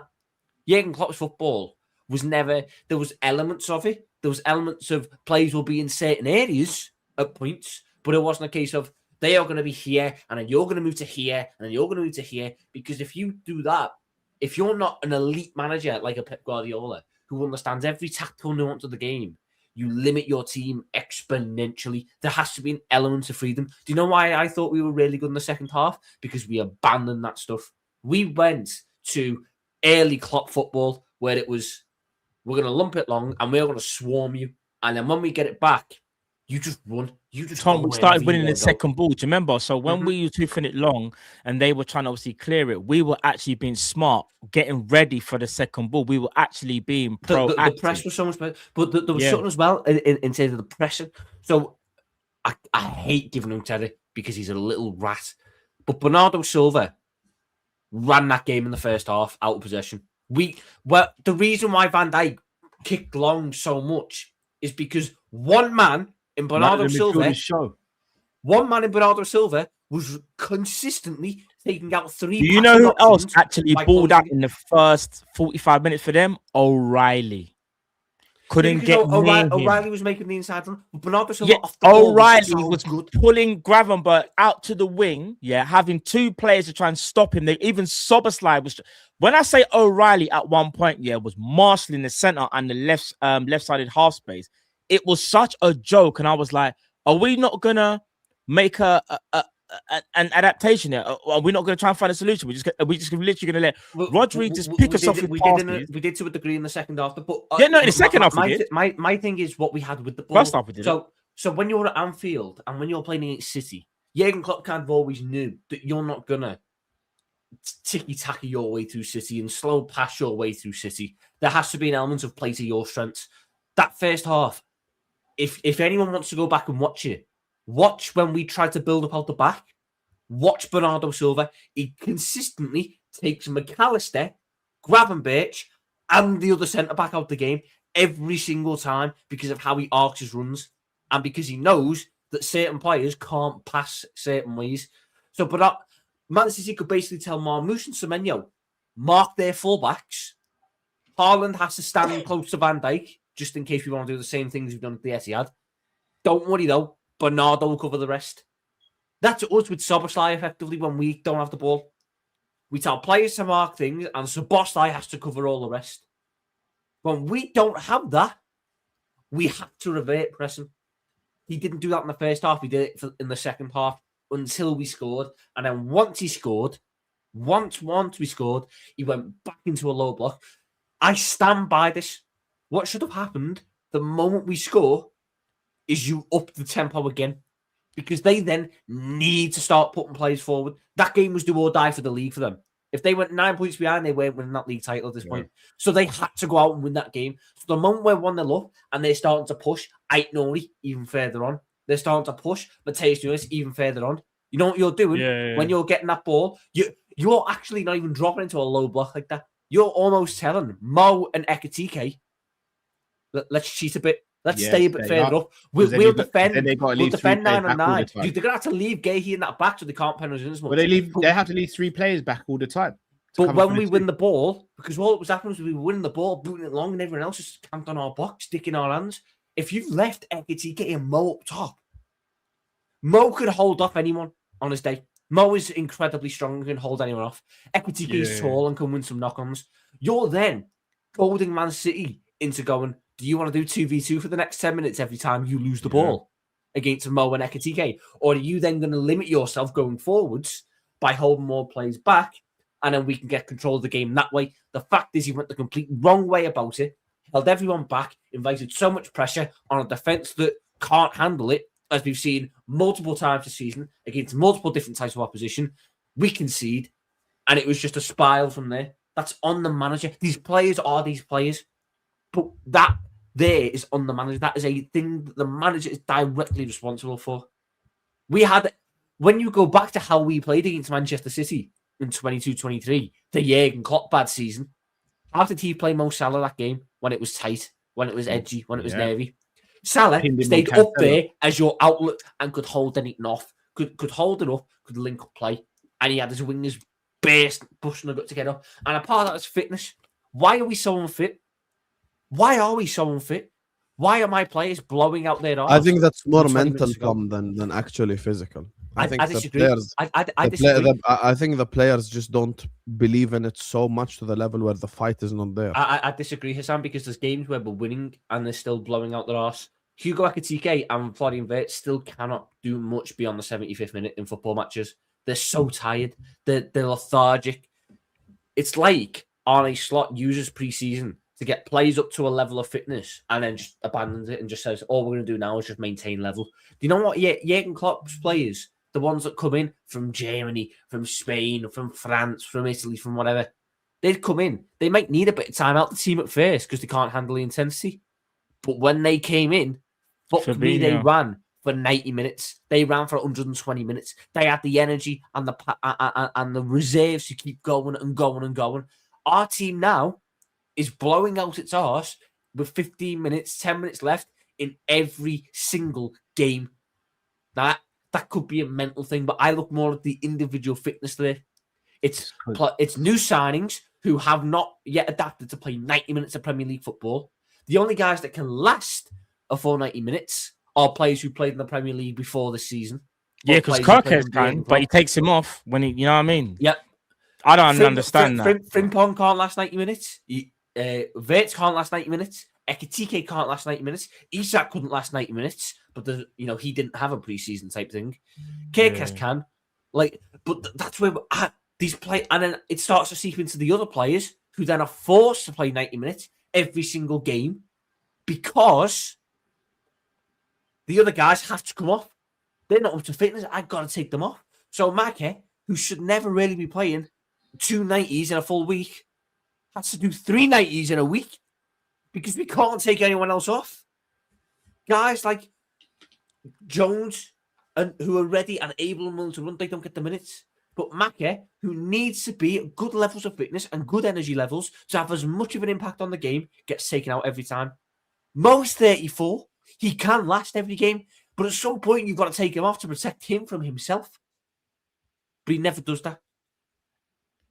All these things add up to why we're in this situation. It's why we're in this situation. Tactics in games are wrong. Fitness levels are wrong. Mentality is wrong. You put all them together, you were never going to succeed this season. You're never going to succeed. But the fact is, they're not going to change it now. I want them to change it more than anything, but I'm not going to waste my energy and my breath and my fucking mental capacity knowing that nothing will change. Nothing's going to change. They're not going to sack him at this point. He's going to get until he loses in the Champions League. And if that's the quarterfinals or the semi-finals, he'll just see out the season then. And it's a crap way to go. It's a crap way to go. Do you have us winning on Wednesday, Husam?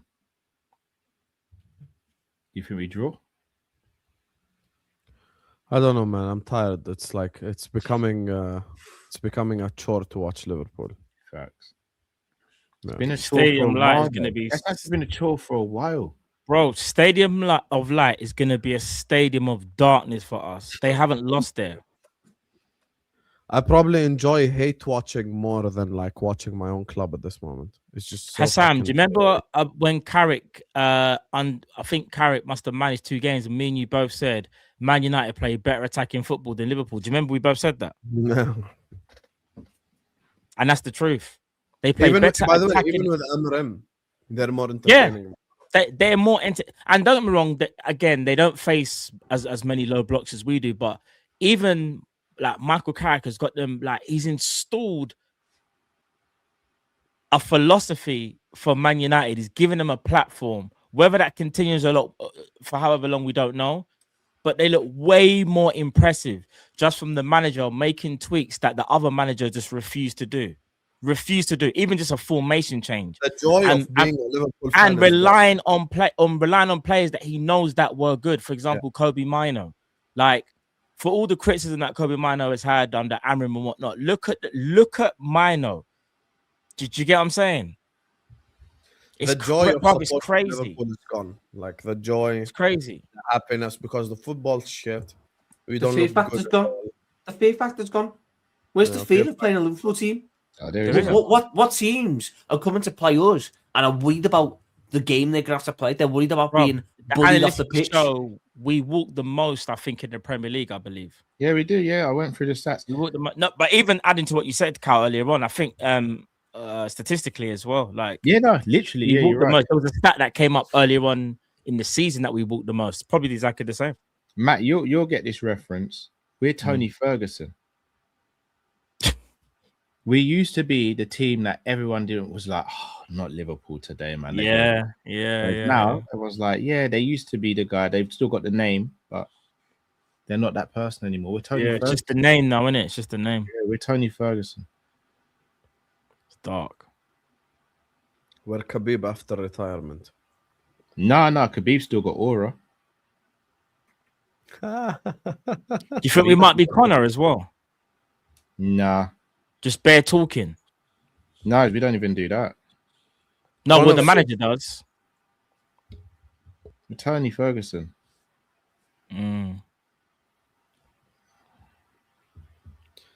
Subscribe to the Sanderson Show for more MMA stuff. So, what's just quickly your prediction for Wednesday, guys? Oh gosh, I was hoping you weren't going to ask that. 2-1 Sunderland. They haven't lost at home all season. Why do I think we're going to be the ones that go there and fucking put them to the sword? Why not? They're going to bully us. That atmosphere. Sunderland Stadium are like under the lights against Liverpool team that's there to be got at. That ground's going to be rocking. Their players are probably going to bully ours. And I have to sit there afterwards and go, oh, can't wait to be on the Friday show to talk about another fucking loss. Watch Gertrude start and have an absolute masterclass. Oh, yeah, 100%, mate. 100%. Can I ask you all an honest question? 3-1 Sunderland. I know all of you will say I will never support against Liverpool and blah blah blah, but isn't it better for us if we lose this Wednesday? No, because because the manager's not going. All I'm getting then is a loss. Yeah, for no reason. Sam? I hear where you're coming from, but shall I tell you what it is? I'll be real. We need Champions League football so that if Slot does get sacked, that the next manager can come in and actually go for the first choice targets. Because there's a difference from trying to target your Elises and your Barcolas to your Minters and your Nico Williamses. If Like, we there sign is- Minte, I will cry. Yeah, no. That's what it'll be. It'll But be that's- going that's from what it Elise is, to though. Minter. Because Elise ain't joining no Liverpool in Europa. Barcola ain't leaving PSG to play Europa. Facts. So it would change. So again, I hear your sentiment that obviously if he loses, the chance of him getting sacked increase, but it also means the chance of Liverpool long-term I future. think we can make up getting better 8 points in decreasing as well. 11 games. Say again, sir? We can make up 7-8 points in 11 games. We play both of them too. I mean, in football, Hassan, anything can happen. That's Do you only believe it? 6 points, though. Even if we were to go My and beat only two teams that we've logic not is beat all I season. As much as I understand that he uses like backing slot and stuff, but if you're 7 and 8 points behind Chelsea and Man United, it's becoming untenable. Like you can't, by definition, you can't back him then. By definition, purely. We need 9 wins from our last 13 games. If you feel, hey, do you know what? If you're a betting man, it And might that still might not be enough, but that's what we need effectively. 9 wins. Yeah, The thing is, as well, they'll get the same crowd come out and going, oh, this team have done it before. These players have done it before. Go back to X season or Y season, whatever. Go look at who the fucking manager was then. One of the best you've ever seen in the dugout. Then I compared it to this man. I don't think this man's going to drag You a wanted team him on a gone 10-game unbeaten run. I don't think this man's going to drag this team on a 10-game unbeaten run. I don't think he is. Jurgen Klopp was able to get that out of teams year in, year out at the end of the seasons. And again, Husam doing that without the context that I said, but it is what it is. Who cares? you just got to live with it, Tom. One of them ones. But is I like, don't ah, believe that Arne Slot can put together a run like that. I don't believe he can. I can't. He can't. Of course he can't. Or else we would have by now. Well, to be I fair, lads, was you done it legit- last year. You done it last year, lads. Why can't I do it this year?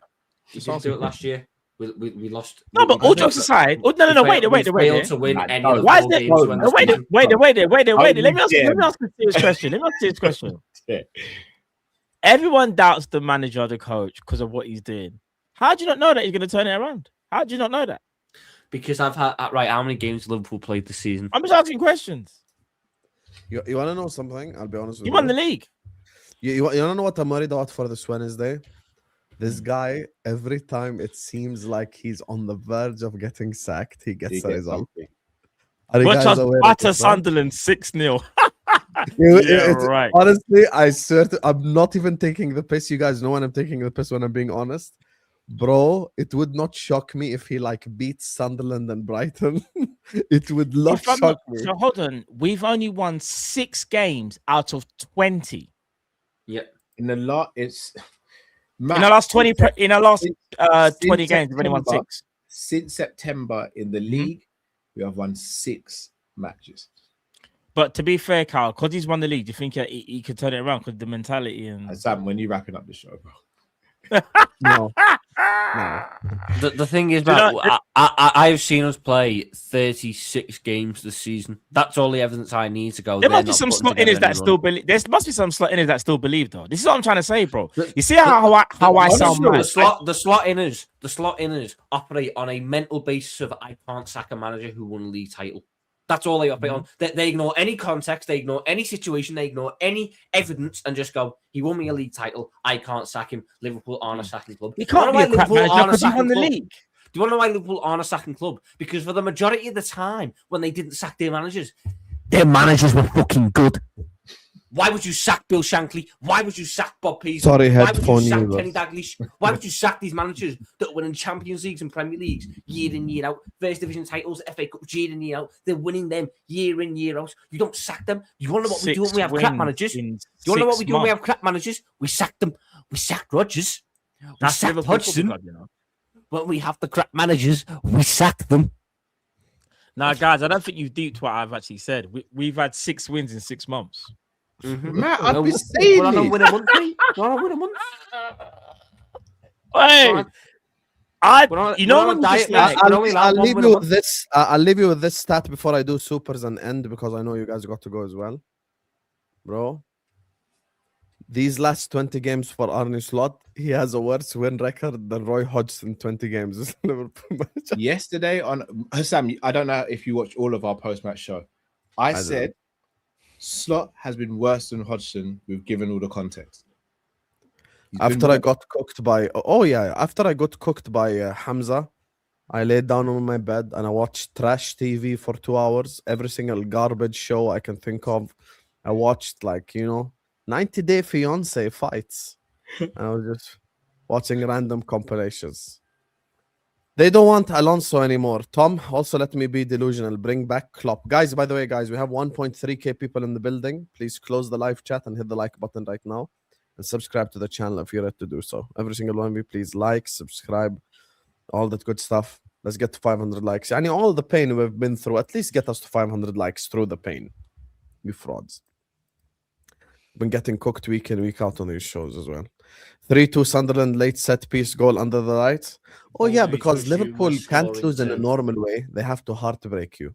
You'll be 2-1 up, and then it'll we be could see 2 dramatic. goals from set pieces. What's his name? Yeah. That the defender they got? That fucking tank. What's his name? What's the name? That's His name begins with B, in it. Yeah. B. What's his name again? What, Oh, is Robbie? it? No, that's a No. striker. Not like Ballard. Brian Ballard, Roberts going to cause Ballard. problems, though. Yeah. Oh, Dan Ballard. Ballard. I don't Ballard sleep will with be- Mookie. Don't sleep with But Tom's Mookie right. Aini as You see well. Brian Robbie, Ballard, he Ballard. was causing Saliba problems, you know. Mookie Even- Aini is going to be a problem for us. Yeah. Ballard will score 2 goals after beating Van Dijk in the year twice, and then you lock into the Kopish match reaction. They'll be giving Salah a 3. So make sure guys subscribe to He'll Kopish. probably Big win up if he to has you. a crap game. Big up. You have to admit the Europa, and then Scraps will be in the chat telling you Salah has to go. You have to admit the Europa League theme is catchy. Big up to you all. Big fan, even as an Arsenal fan. Fucking being catchy, bro. Like, Kopish will understand the pain, okay? Forget Tom because he don't upload on his own channel. Bro, I'm not trying to do Europa That's a watching. genuine question. I want to ask you. I'm genuine. really not trying to do fucking Europa watching logs. It fucks up even the content. It fucks up everything. It does. bro. It messes everything up. It messes Schedule everything, everything. up, bro. Thursday is a Schedule's day when mashed I up. like to But go out Sunday's at meant to be my night. family day. Sunday's meant to be my family Yeah, day. schedule's mash up, bro. Yeah. Done. Thursday is I don't want to scheduled be for hearing. go out Let me ask you a question, Sam. I don't want to hear If that. we bro. could guarantee getting Elise, but it meant we had to part ways with Salah in the summer, would you do it? Yes, let me ask you a question.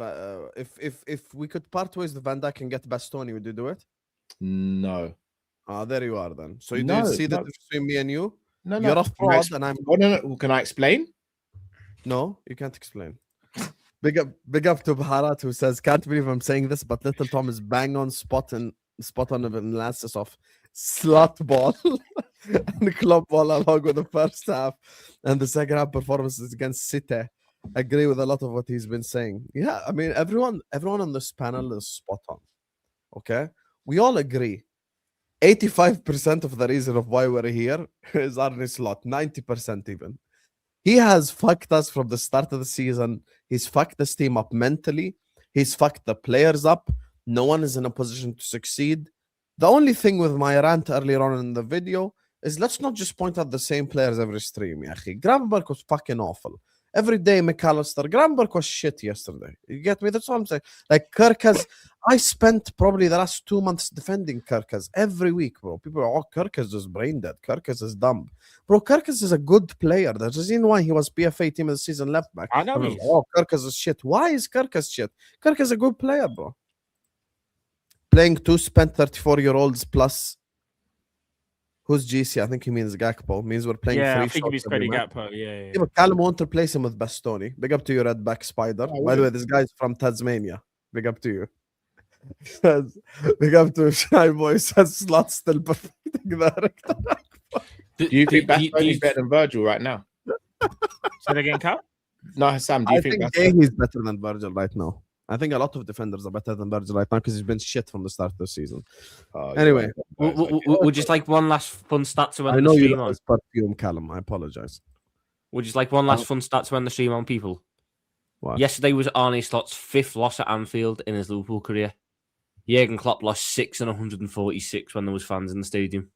Yeah, but we can't do the whole when there's fans in the stadium. He lost. I can do this. I can do it when there's fans in the stadium. No, because there were still matches, even when they were played behind. I can do it though, Cal, because the fans are a massive part. I hate that stat. If Arne Slot had played games without fans in the stadium, then I'd hear it. But he's got the luxury of playing it with. Can you imagine Slot without fans as well? So I can only compare it. It would be like play one better, in no. Same situations, can't He I? played better. He doesn't realise the fans. Did we lift the Premier League trophy in 1920 season? Did we lift it in 2020? Mm-hmm. Were there fans in the stadium? We had it one before. Were there fans in the stadium? Yes or no? Yes, there was. The players' families from the stand, so I can hold you on that one. They're all fans of the football club. All right, cool, Tom. Cool. So, who's correct? Experience. Anyway, big up to you guys. Kopish is in the description. Sanderson shows in the description. Matt One shows in the description. I would recommend subscribing to the Sanderson show on the Matt One show because you can get gaming content and UFC content, so you can skip football. You get me? And then when Liverpool are good again. Yeah, there'll be some gaming streams this week, 100%. You know, I've never seen it for my life, bro. Like, it's just watching Liverpool has become a chore, bro. It's so irritating. It's actually like, oh, fuck. We've got a Liverpool game on Wednesday. Fuck, let's set up a watch along. Fuck off, bro. I don't even want to do it. I don't even want to do it anymore, bro. I'm tired. Like, I'm physically tired, bro, of doing Liverpool games, of doing Liverpool content. Like, I'm on these panel shows with rivals fucking getting cooked week in, week out. I'm tired of this shit, bro. I actually, like, it's actually a chore. Like, it's actually like, oh, and it's the same shit over and over again, and we're blaming the same players over and over again, and everyone's slot out anyway. Anyway, guys, big up to all of you. I'm gonna send you guys over to Fozzy TV. He's live, up and coming YouTuber as well. He's got 15 people watching. Go and show him some love, you guys. Go and get him to his next subscriber target. Go like his video, subscribe to his channel. All the links are in the description. Fuck Ram as well, and I'm gonna see you guys later. See you guys on Fozzy TV. Husam. Ram, check your WhatsApp about you messaging me and flipping swing. What's up, bro? Big up, Ram. Big up, man.